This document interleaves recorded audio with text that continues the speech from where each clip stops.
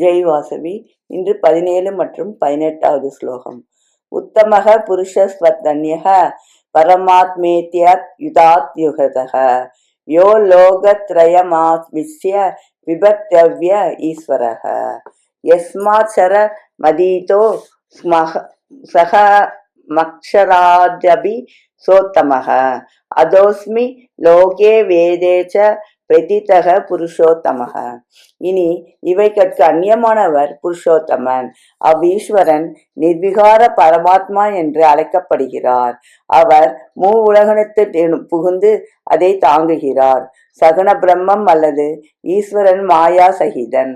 உலகங்களும் உயிர்களும் ஜெகத் ஜீவன் அவருடைய தோற்றங்களாம். நமது பண்பட்ட தூய அறிவுக்கு எட்டும் விபூதிகள் யாவும் ஈஸ்வரனை சார்ந்தவைகள். அதற்கு அப்பாற்பட்டவர் புருஷோத்தமன்.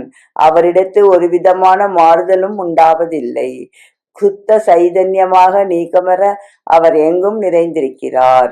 பூலோகம், புவர்லோகம், சுவர்லோகம் ஆகிய உலகும் அவரிடத்திலிருந்து அவரது பராசக்தியில் அடங்கி கிடக்கின்றன. அவரே முழுமுதற் பொருளாகிய பரபிரம்மம். நிர்குண பிரம்மம் என்றும் நாராயணன் என்றும் சதாசிவம் என்றும் அவர் சமயங்களால் அழைக்கப்படுகிறார். சரீரத்தில் ஈஸ்வரன் எவ்வாறு வசிக்கிறான்? பீச்சாங்குழலின் உள்ளே இருக்கும் கம்பியே போல அவன் சரீரத்தில் வாஞ்சை செய்கிறான். அதாவது சரீரத்தின் உள்ளே இருக்கிறான் என்றென்றும் அச்சரீரத்தோடு சம்பந்தப்பட்டவன் அல்லன். இது ராமகிருஷ்ணர் உபதேசம். க்ஷரத்தை கடந்து அக்ஷரத்துக்கும் நான் மேலானனாக இருப்பதால் உலகிலும் வேதத்திலும் புருஷோத்தமன் என்று புகழ் பெற்றிருக்கிறேன். க்ஷரம் என்பது அழியும் தன்மையுடைய பிரபஞ்சம். இது அரசமரத்தோடு ஒப்பிட்டு ஏற்கனவே விளக்கப்பட்டது. அக்ஷரம் என்பது உலகுக்கு மூல காரணமாயிருக்கும் மூல பிரகிருதியோட கூடிய ஈஸ்வரன்.